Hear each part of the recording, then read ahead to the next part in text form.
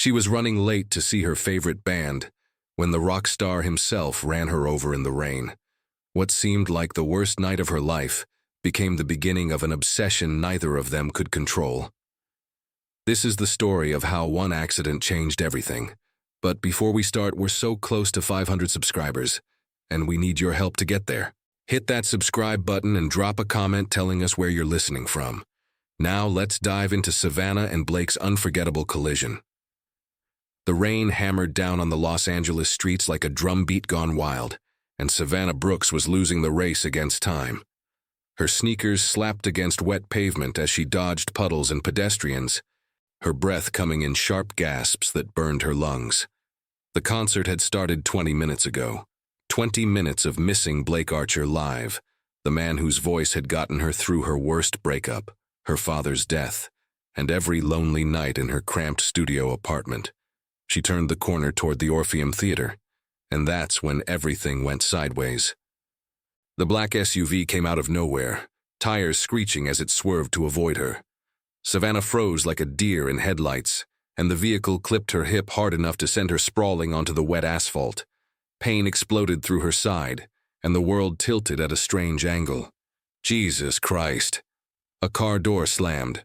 Footsteps rushed toward her. "Are you okay? Don't move. I'm calling an ambulance." The voice was familiar. Too familiar. Savannah blinked rain from her eyes and looked up into the face of Blake Archer himself. He was kneeling beside her in the rain, his dark hair plastered to his forehead, tattoos visible beneath his soaked Metallica t-shirt. His gray eyes were wide with genuine panic, scanning her for injuries.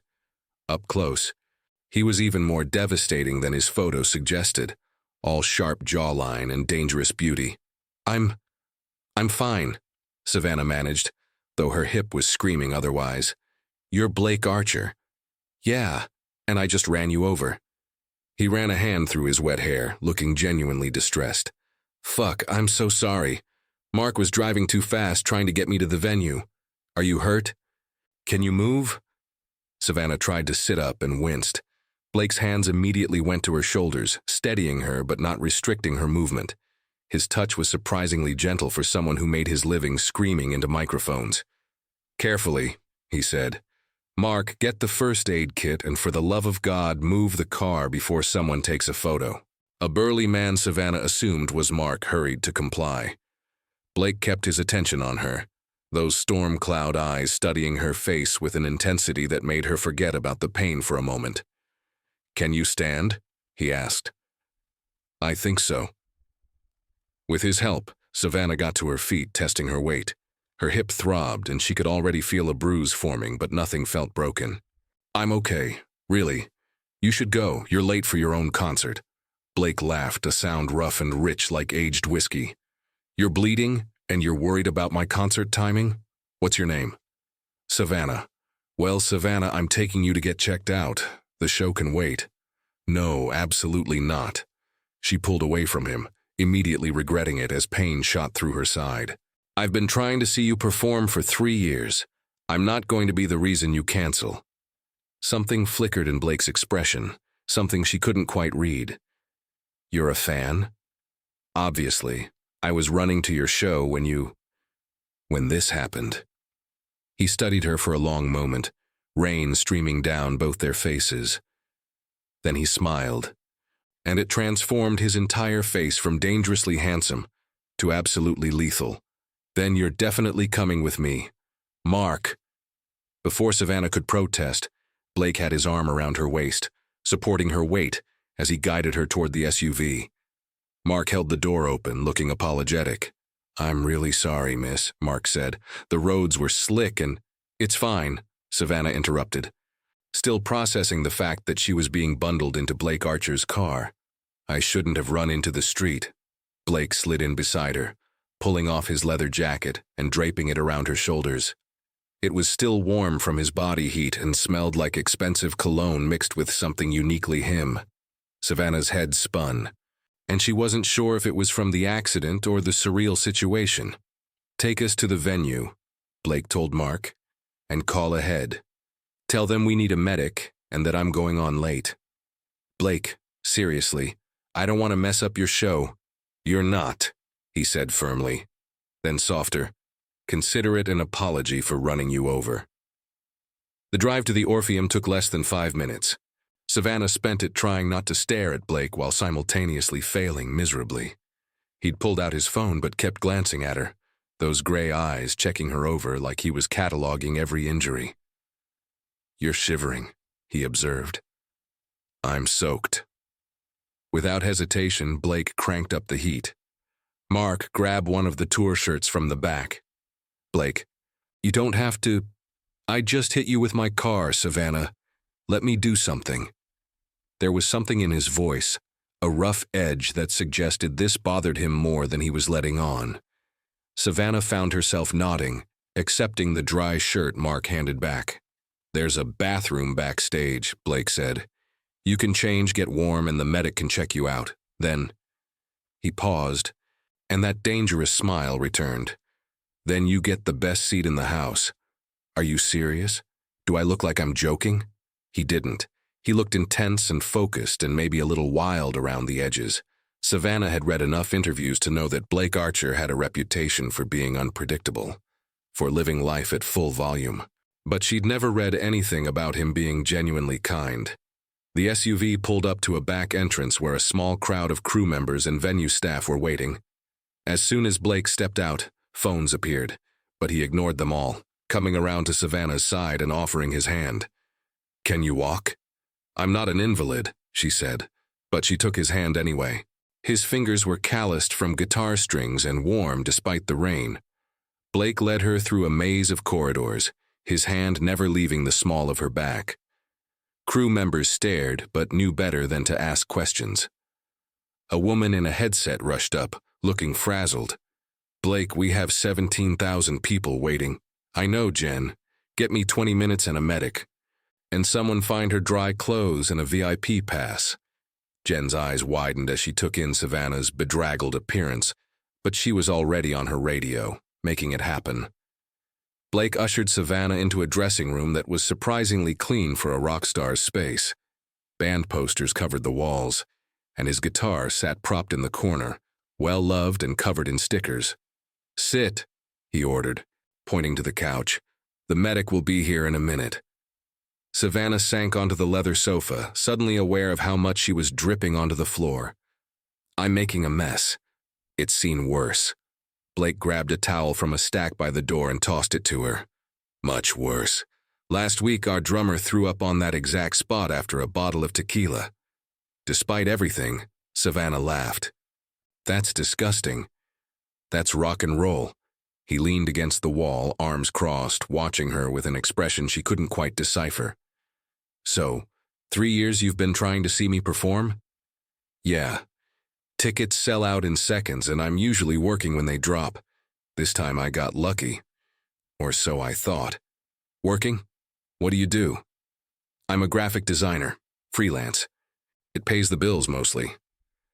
Savannah wasn't sure why she was telling him this. Maybe because he was looking at her like he actually cared about the answer. Graphic design, that's creative work. You any good? I like to think so. Blake's smile widened. Confident, I like that. A knock at the door interrupted them, and a medic entered with a well-stocked first aid kit. Blake didn't leave, instead hovering nearby as the medic checked Savannah over. The verdict was what she'd expected. Bad bruising, no serious injuries. Take it easy for a few days. You got lucky, the medic said, packing up. Could have been a lot worse. After he left, Blake pulled out his phone. Give me your number. Savannah blinked. What? Your number. I want to make sure you're okay over the next few days. And he hesitated, looking almost uncertain for the first time since they'd met. I'd like to take you out, properly, not just as an apology. Her heart did something complicated in her chest. You want to take me out? Is that so surprising? You're Blake Archer, you could have anyone. His expression turned serious. Yeah, and most of them want Blake Archer the rock star. You looked at me like I was just some asshole who ran you over. It was refreshing. Savannah couldn't help it. She laughed, then winced as her bruised ribs protested. "You are an asshole who ran me over." "Fair." Blake handed her his phone. "Number, please." She entered it, still not quite believing this was happening. When she handed the phone back, their fingers brushed, and that electric current she'd felt earlier returned with a vengeance. "Now," Blake said, pocketing his phone and extending his hand. "Let's get you changed into dry clothes and into that VIP section. I've got a show to play, and my biggest critic is finally in the audience." "I'm not a critic." "No." He pulled her gently to her feet, close enough that she could see the darker flecks in his gray eyes. "You're a fan who's been trying to see me for 3 years. That's pressure. Then you'd better not disappoint." Blake's laugh was low and genuinely delighted. "Oh, Savannah Brooks, I have a feeling you're going to turn my entire world upside down." Standing there in his dressing room, wearing his jacket and drowning in the intensity of his gaze, Savannah thought the feeling might be mutual. The accident that had seemed like the worst luck had somehow become the beginning of something she couldn't quite name yet. But as Blake led her back out into the controlled chaos of the venue, his hand warm and steady on her back, she found herself thinking that maybe fate had a sense of humor after all. The show was about to begin, and Savannah had the distinct feeling that the real performance was just getting started. The VIP section at the Orpheum was everything Savannah had dreamed of, and nothing like she'd expected. She had the perfect view of the stage, but all she could think about was the weight of Blake's jacket still around her shoulders, and the way his eyes had lingered on her face before he disappeared backstage. The lights went down, the crowd erupted, and then Blake Archer walked onto that stage like he owned the entire world. He'd changed into a fresh Ramones t-shirt, black jeans that hung perfectly on his hips, and boots that had seen better days. His dark hair was still damp, pushed back from his face, revealing the sharp angles of his features. The stage lights caught on the tattoos covering his arms, turning them into living art. When he grabbed the microphone, the energy in the room shifted. Everyone leaned forward, pulled by the gravity of his presence. "Los Angeles." Blake's voice rumbled through the speakers, rough and intimate. "Sorry for the delay. Had to make sure someone very special got the best seat in the house." His eyes found Savannah in the VIP section. The moment stretched, electric and impossible to ignore. Then he smiled, that dangerous smile that made her stomach flip. "This first song is for everyone who's ever been knocked on their ass by something unexpected. Let's fucking go." The opening riff of Wreckage hit like a physical force, and Blake transformed. He wasn't just performing, he was channeling something raw and powerful, his voice alternating between melodic and guttural screaming. He moved across the stage with controlled chaos, every gesture deliberate, every note hitting exactly where it needed to. Savannah forgot about her bruised hip, forgot about the rain and the accident. She was completely mesmerized. By the third song, Blake had shed his casual demeanor and become something else entirely, something wild and magnetic. Sweat glistened on his skin as he played, his fingers flying over guitar strings during the instrumental bridge. When he sang, he closed his eyes, and Savannah could see every emotion play across his face. Then he looked at her again, direct, intense, like she was the only person in a room of thousands. The show lasted 90 minutes. Savannah didn't want it to end, but when Blake played the final encore, his voice hoarse and beautiful, she felt something shift in her chest. This wasn't just attraction. This was something more dangerous. As the crowd began to disperse, a member of Blake's crew appeared at Savannah's side. "Miss Brooks?" Blake asked if you'd meet him backstage. Her heart hammered. "Now." "When you're ready, ma'am." Savannah followed the crew member through the venue's maze of corridors, her mind racing. What was she doing? Blake Archer was a rock star. She was a freelance graphic designer who could barely afford concert tickets. This was insane. But when the crew member opened a door to reveal Blake's dressing room, and she saw him sitting on that same couch, guitar in his lap, playing something soft and almost melancholic, all her doubts evaporated. He looked up when she entered, and his entire face transformed with a smile. "You stayed. You asked me to." Blake set the guitar aside carefully and stood, He'd toweled off, and his hair was starting to dry in slightly chaotic waves. Up close, she could see the exhaustion around his eyes, the toll that performing took on him. "What did you think?" he asked, and there was something vulnerable in the question. "You were incredible. The way you commanded that stage, I've never seen anything like it." "But?" Savannah tilted her head. "But what?" "There's usually a but when people describe my shows. Incredible, but too loud. Amazing, but too aggressive. Talented, but too much." She stepped closer to him, drawn by the honesty in his voice. "No but, just incredible. You meant every word you sang. That's rare." Blake's eyes darkened. "You saw that?" "Anyone paying attention could see it. You weren't performing for them. You were sharing something. Does that make sense?" "More than you know." He reached out, his fingers brushing a strand of wet hair from her face. The gesture was tender, at odds with his dangerous image. Most people don't look past the tattoos and the screaming. Then they're idiots. His laugh was surprised and genuine. "Savannah Brooks, where have you been hiding?" "In a studio apartment in Silver Lake mostly, eating ramen and designing logos." "Silver Lake, I have a place there." "Well, I have places everywhere, but the Silver Lake house is my favorite. It's quiet, normal almost." Savannah raised an eyebrow. "Normal, you? I contain multitudes." Blake was standing close now, close enough that she could smell his cologne mixed with sweat, and something uniquely him. "Are you hungry?" "I'm starving, and I know a place that makes the best late-night tacos in LA. It's almost midnight." "Is that a no?" She should say no. This was moving too fast. She'd met him hours ago when he'd literally run her over with his car. But standing there, looking into those gray eyes that seemed to see right through her defenses, Savannah found herself nodding. "Tacos sound perfect." Blake's grin was triumphant. "Mark's already got the car ready. I may have been optimistic about your answer." "Confident, you mean?" "I prefer optimistic. Confident sounds arrogant." "You're definitely arrogant. Only on stage." He grabbed a leather jacket from a chair and shrugged it on, then held out his hand. "Come on, let's see if you can handle a rock star in his natural habitat." "Which is a taco stand. The best taco stand." They took the back exit to avoid the lingering fans.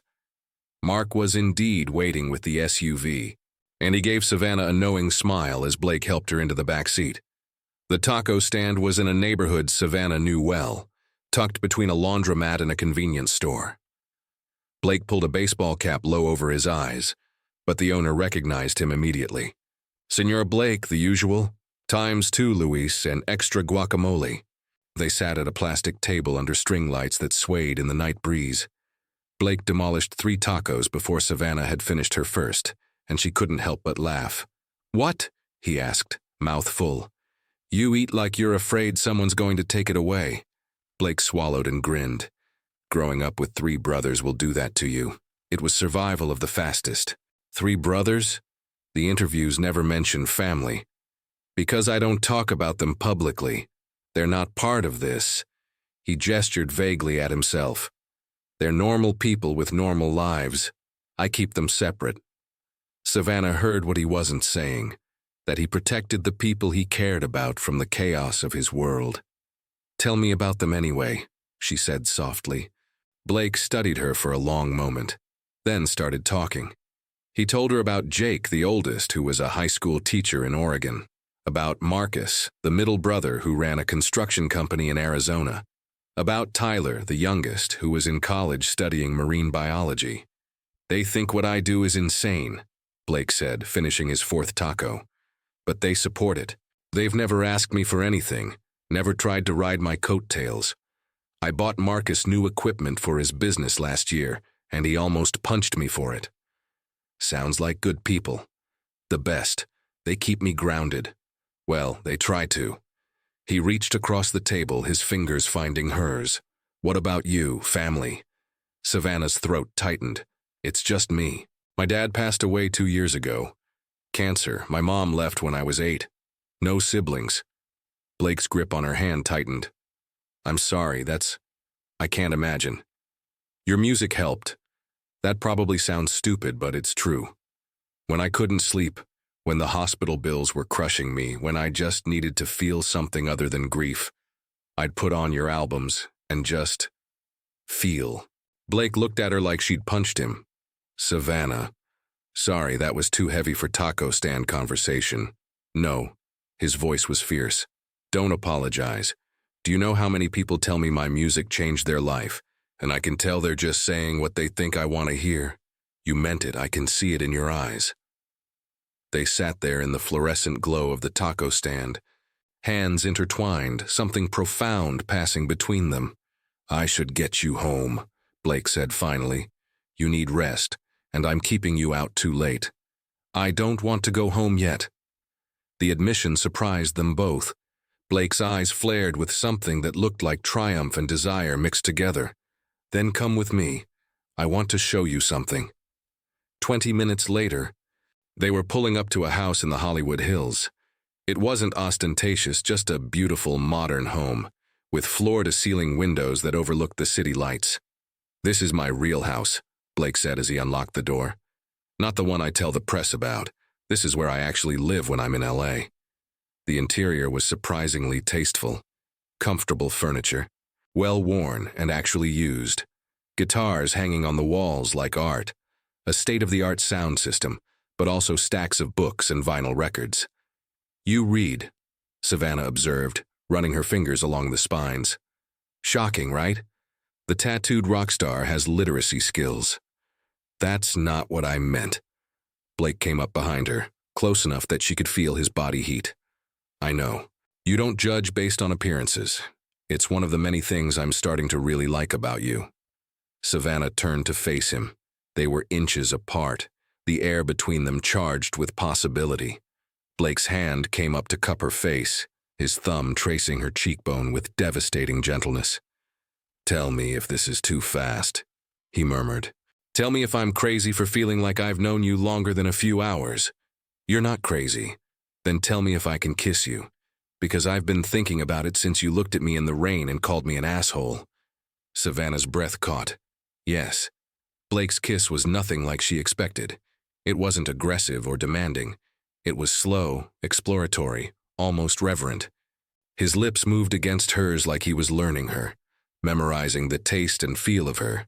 When his tongue swept into her mouth, she made a sound that was half gasp, half moan.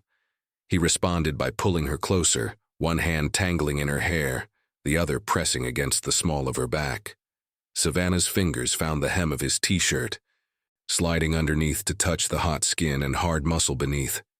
Blake groaned against her mouth, the sound vibrating through both of them.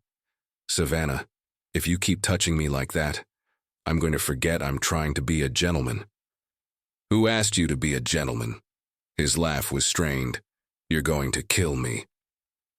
But he kissed her again, deeper this time, walking her backward until her back hit the wall. His body pressed against hers and she could feel every hard plane of muscle, every tattoo that decorated his skin. When they finally broke apart, both breathing hard, Blake rested his forehead against hers. Stay tonight, he said. Just to sleep. I want to wake up and make sure you're real and not some rain-induced hallucination. Savannah knew she should say no, knew this was happening too fast. But looking into Blake's eyes, seeing the same confusion and desire she felt reflected back at her, she found herself nodding. Okay. Blake's smile was soft and genuine. Come on, I'll get you something to sleep in. As she followed him deeper into his home, Savannah realized that the accident hadn't just changed her night. It had changed everything, and for the first time in 2 years, she wasn't afraid of what came next. Savannah woke to sunlight streaming through unfamiliar windows and the smell of coffee. For a moment, she forgot where she was. Then it all came rushing back. The rain, the accident, Blake's kiss against the wall, falling asleep in his guest room wearing one of his tour shirts. She sat up carefully, testing her bruised hip. It hurt, but not as badly as yesterday. The digital clock on the nightstand read 9:47 a.m. She'd slept later than she had in months. Voices drifted from somewhere in the house, one of them definitely Blake's. Savannah found her jeans from last night, relatively dry now, and padded barefoot toward the sound. The kitchen was all modern lines and expensive appliances, but Blake had made it feel lived in. He stood at the stove in low-slung gray sweatpants and nothing else, his tattooed back on full display as he flipped pancakes. Mark sat at the kitchen island scrolling through his phone. "I'm just saying," Mark was saying. "The label's going to want to know why you went on 20 minutes late." "Tell them I had car trouble," Blake said, not turning around. "You want me to lie to Victor Mansfield? I want you to handle it. That's what I pay you for." Mark sighed, then noticed Savannah in the doorway. His expression shifted to something knowing and amused. "Good morning, Miss Brooks." Blake spun around so fast he almost dropped the spatula. When he saw her standing there in his shirt, her hair messy from sleep, something fierce and possessive flickered across his face. "Morning," he said, his voice rough. "Coffee?" "Please." He poured her a cup like he'd been doing it for years, adding cream without asking, because somehow he'd noticed how she took it at the taco stand last night. The domesticity of the gesture made Savannah's chest tighten. "I should go," Mark announced, standing. "Got to do damage control for your car trouble." He gave Savannah a friendly nod. "Good to see you're okay after yesterday." After Mark left, the kitchen felt suddenly smaller. Blake slid a plate of pancakes in front of her, then leaned against the counter, just watching her. "What?" Savannah asked. "You're still here." "You asked me to stay." "I know, I've had women stay over before. They usually want pictures or to post on social media about it. You haven't even looked at your phone." Savannah glanced at her phone, which she'd left charging in the guest room. "Should I have?" Blake shook his head, that dangerous smile returning. "No, don't. I like that you don't care about that stuff. I care. I'm just not going to exploit it." She took a bite of pancake and moaned. "These are amazing. Where did a rock star learn to make pancakes?" "YouTube, mostly, and desperation. Tour catering gets old fast." He poured himself coffee and sat across from her. "What are you doing today?" "I have a client deadline. Logo design for a startup that thinks disruptive is a personality trait." Blake laughed. "Sounds painful." "It pays the bills. What about you?" "Studio session at 2. We're working on the new album, but I'm free until then." He paused, his fingers tapping against his coffee mug. "Come with me." "To the studio?" "Why not? You said you're a designer, might give you ideas. And selfishly, I want to spend more time with you before real life intrudes." Savannah knew she should work on the logo. She should put distance between herself and whatever this was becoming. But Blake was looking at her with those gray eyes full of hope and something that looked like vulnerability, and she found her defenses crumbling. "Okay." His smile was bright enough to power the city. "Yeah? Yeah. But I need to go home and change first. I can't show up to a recording studio in yesterday's clothes. I'll drive you. Mark can pick us up later." An hour later, Savannah was showered and changed in her tiny Silver Lake apartment, while Blake examined her space with open curiosity. He'd pulled the baseball cap low again for the drive over, but he was relaxed here, touching her design books and looking at the sketches pinned to her walls. "These are good," he said, studying a series of band logo concepts she'd done for practice. "Really good. Why are you wasting time on startup bros?" "Because band logo concepts don't pay rent." Blake turned to face her, and there was something calculating in his expression. "What if they could? We need a new logo for the album, all our merch. The label wants something edgy but sophisticated. You interested?" Savannah's heart jumped. "Are you serious?" "I don't joke about business." "Well, I do, but not about this." He crossed the room to her, backing her gently against the wall. "I want to hire you, Savannah. Not because we slept in the same house last night, but because you're talented and you understand what we're about." "How do you know what I understand?" "Because you've been listening to my music for 3 years. Because you saw through the performance to what I was really saying. Because—" He cupped her face, his thumb stroking her cheek. "Because I trust my gut, and my gut says you're exactly what we need." And what do you need? The question came out breathier than she intended. Blake's eyes darkened. Are we still talking about the logo? I don't know. Are we? He kissed her, harder than last night with less restraint. Savannah melted into it, her hands finding the hard planes of his chest through his t-shirt. When he pulled back, they were both breathing hard. We should go, Blake said roughly. Before I forget, we have places to be. The recording studio was in a nondescript building in Burbank, but inside it was a temple to sound. Blake's bandmates were already there. Cole on drums, a giant of a man with kind eyes, Jasper on bass, tall and lean with a sardonic smile, and Ryan on rhythm guitar, covered in even more tattoos than Blake. They looked up when Blake walked in with Savannah, and the room went quiet. Guys, Blake said, his hand on the small of Savannah's back. This is Savannah Brooks. She's a graphic designer, and I want her to work on the album art and logo. That's not why the room went quiet, Jasper said, grinning. The room went quiet because Blake Archer just brought a girl to a session. That's never happened. Ever. Blake flipped him off, but he was smiling. Play nice or I'll tell them about Prague. You wouldn't dare. Try me. Savannah found herself laughing as the band dissolved into good-natured ribbing. They were nothing like she'd expected. Professional, yes, but also clearly family. They knew each other's rhythms, finished each other's sentences, and pushed each other to be better. When they started playing, Savannah understood why Blake's music had spoken to her so deeply. It wasn't just him.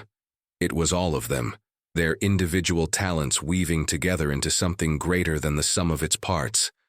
Blake was different in the studio than on stage, more focused, more analytical.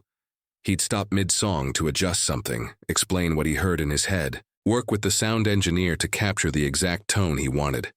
It was fascinating to watch him work, to see the artist beneath the performer. During a break, Blake found her in the lounge area, sketching ideas for the logo. Let me see. Savannah turned her sketchbook around.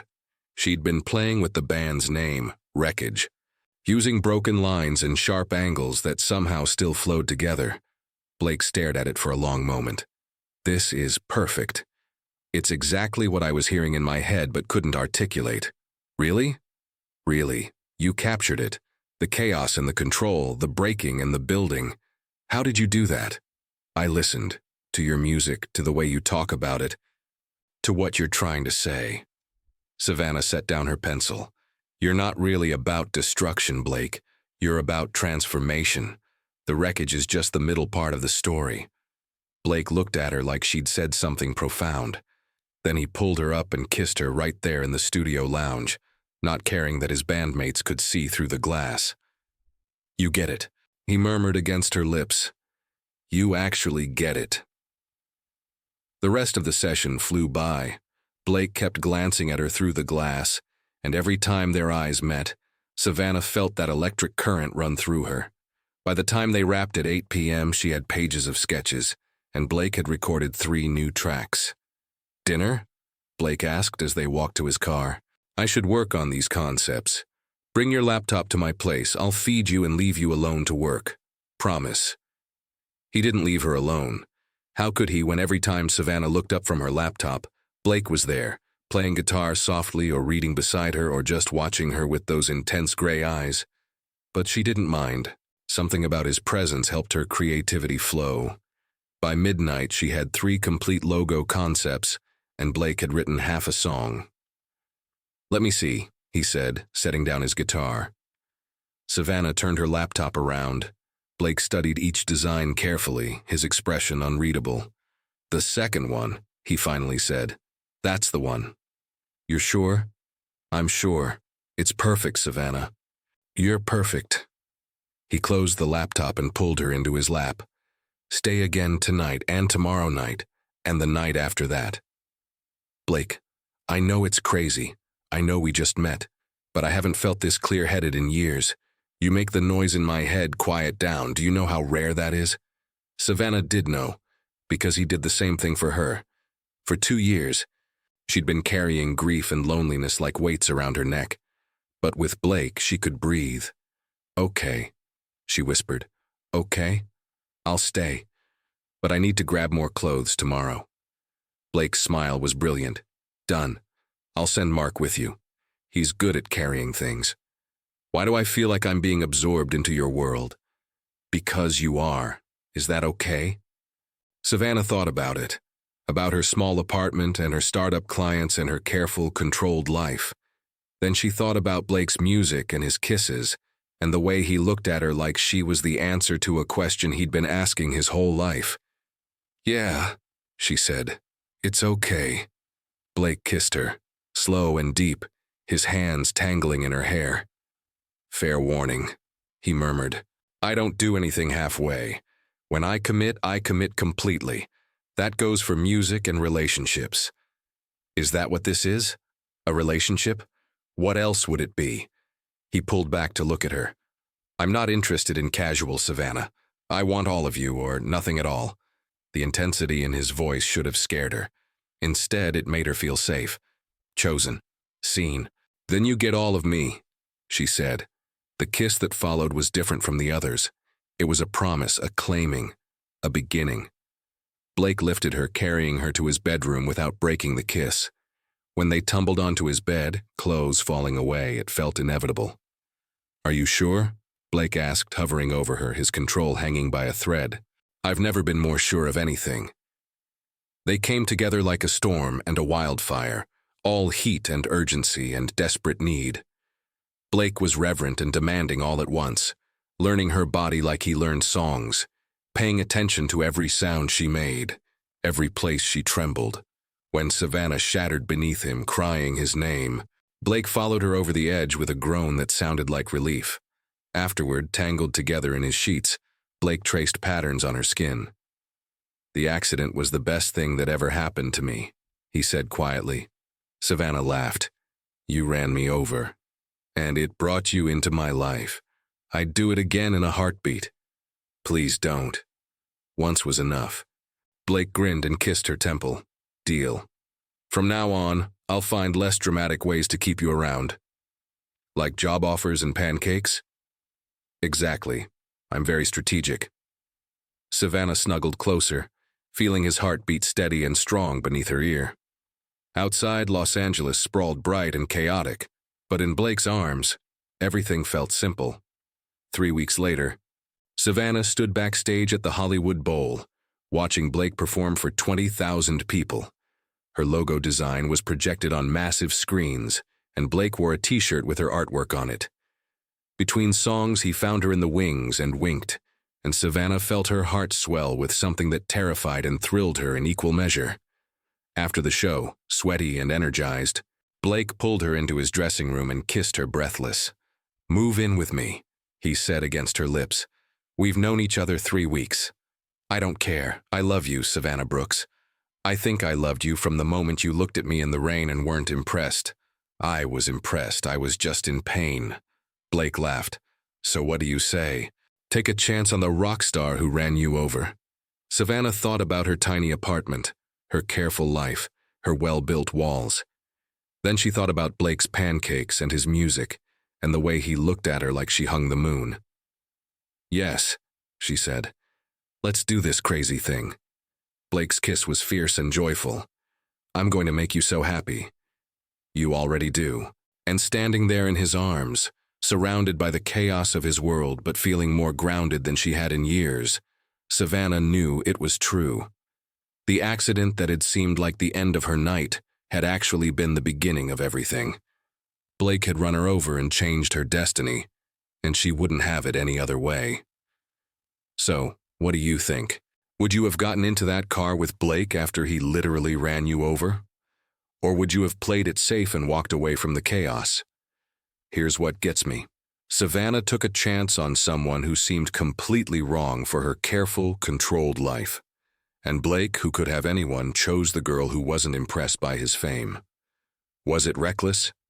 Absolutely. But sometimes the best things in life come from the moments that knock us completely off balance. Think about it. If you were in Savannah's position, would you have trusted your gut and stayed? Or would fear have sent you running? And be honest, If someone like Blake offered you pancakes and a recording studio tour after knowing you for 12 hours, would you go? I want to hear your stories. Have you ever taken a crazy chance on someone and had it work out? Or maybe it didn't work out, but you learned something incredible anyway. Drop your story in the comments. Where are you listening to this from? What risks have you taken for love? And if this story resonated with you, if Savannah and Blake's journey made you feel something real, hit that subscribe button. We're on a mission to reach 500 subscribers, and every single one of you helps us keep bringing these stories to life. Your support means we can keep exploring love in all its messy, beautiful, unexpected forms. Because here's the truth. Love isn't always logical. It doesn't follow timelines or rules. Sometimes it shows up in the rain when you're running late to a concert. Sometimes it hits you like a car on a wet Los Angeles street. And sometimes, if you're brave enough to hold on, it transforms everything. So subscribe, comment where you're from, and let's build this community together. Because everyone deserves a love story that knocks them off their feet, even if it starts with an actual collision.